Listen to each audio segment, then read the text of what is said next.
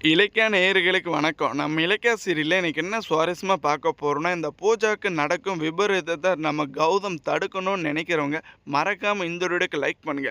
யார் என்னன்னே தெரியாம ஒரு நர்ப நபர் வந்துட்டு நம்ம பூஜாக்கு கூல் ட்ரிங்க்ஸ்ல போதைப் பொருள கலந்து குடுத்தது மட்டும் இல்லாம, "இவ்வளோ நாளா என்ன நீ வந்துட்டு ஒரு ஆளாவே மதிக்கலைல்ல. இப்ப நீ மயக்கம் போட்டு போதையில இழுவ. உன்ன நான் கடத்திட்டு போயிட்டு, உன்னை ஒரு வழி பண்ணாம விடமாட்டேன்னு" மனசுக்குள்ள நெனச்சிட்டு இருக்கேங்க. ஆனா அதுக்கு முன்னாடியே பார்த்தீங்கன்னா, நம்ம கௌதமோட சூழ்ச்சியில கையும் காலுமா அந்த ரவுடியும் கிடைக்க போறான். நம்ம பூஜாவும் வந்துட்டு ஒரு வழியா காப்பாத்திட்டு போறாங்க. ஆனா இந்த டாக்டர் வந்துட்டு என்ன சொல்றாங்கன்னா, நம்ம பூஜா வந்துட்டு போதைப் பொருட்களுக்கு அடிக்ட் ஆயிருக்காங்க. ஏன்னா இவங்க கிட்ட இருக்கிறது இப்ப ஒரு கொக்கைன். கண்டிப்பா வந்துட்டு இது இவங்களோட மனநிலைமை வந்துட்டு ரொம்பவே பாதிக்கப்பட்டு இருக்குன்ற மாரி இந்த ஒரு உண்மைய சொல்றாங்க. ஆனா இருக்கிற பிரச்சனைல நம்ம கௌதமுக்கு இது ஒரு பிரச்சனை தாங்க.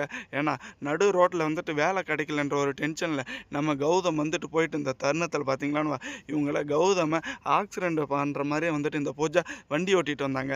தூரத்துலருந்து பார்க்கும்போதே நம்ம கௌதம் வந்துட்டு கண்டுபிடிச்சுட்டாங்க. அவங்க வந்துட்டு கண்டிப்பா ஆல்கஹால் ஏதாச்சும் அருந்திருக்கணும்.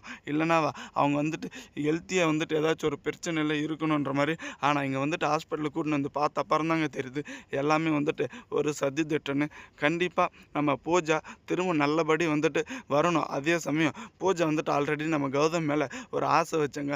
ஏன்னா இவங்கள வந்துட்டு கல்யாணம் பண்ணா இப்படிப்பட்ட ஒரு மாப்பிள்ளைய தான் பண்ணணும்னு நெனைச்சாங்க. இப்ப கடத்துனது யாருன்னு தெரியலைங்க.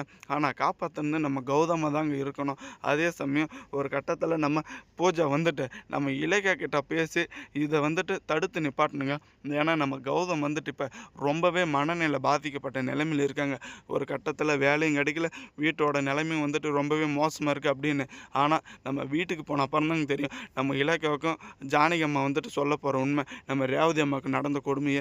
ஏன்னா இந்த எஸ்எஸ்கே ரேவதி அம்மாவை கொல்லாம விடமாட்டேன்னு ரொம்பவே துடிச்சுட்டு இருக்கான். இதுலேருந்து தப்பிச்சு மீட்க வந்துட்டு எவ்வளோ நேரம் ஆச்சுன்னா நம்ம இலக்கியா வந்த நேரம் தாங்க. ஆனால் அதுக்கு முன்னாடியே இந்த எல்லா தீர்வுக்குமே வந்துட்டு ஒரு முடிவு கட்டணுங்க. ஏன்னா நம்ம கௌதமால வந்துட்டு உண்மையிலே இப்போ வரைக்குமே வந்துட்டு அந்த ஒரு வீட்டில் இருக்க முடியல. இழந்ததை எல்லாத்தையுமே வந்துட்டு மீட்கணும்னு அவ்வளோ கோவம் இருக்குது. ஆனால் எந்த ஒரு ரூபமே வந்துட்டு தெரியலைங்க. ஏன்னா இப்போ வரைக்குமே பார்த்தீங்கன்னா இந்த கௌதமோட நல்ல மனசுக்கு அந்த ஒரு வீட்டில் வந்துட்டு இந்த கார்த்திக்கும் அஞ்சலியும் பண்ணிட்டு இருக்கல அலப்பறைக்கு கொஞ்சம் கூட அளவே இல்லை. அஞ்சலி வந்துட்டு கார்த்திக்கே தெரியாமல் ₹1,00,000 பணத்தை எடுத்துகிட்டு போய் இந்த ஷாப்பிங் போய் மாலுக்கெல்லாம் போய் என்ஜாய் பண்ணிட்டு இருக்காங்க சிந்தாமணி அஞ்சலியும். ஆனா இத வந்துட்டு கையும் காலுமா சிக்க வைக்கணும்னு நம்ம பைரவி ஒரு பக்கம் சொல்லிட்டாங்க. ஆனா இதில பார்த்தீங்களான்னா, நம்ம இலக்கியாவோட நிலைமை நெனச்சா ரொம்பவே வந்துட்டு சங்கடமா இருக்கு. தேங்க்ஸ் ஃபார் வாட்சிங். இலக்கிய நேயர்களுக்கு மறக்காம உங்க கருத்துக்கள கமெண்ட் செக்ஷன்ல கமெண்ட் பண்ணுங்க.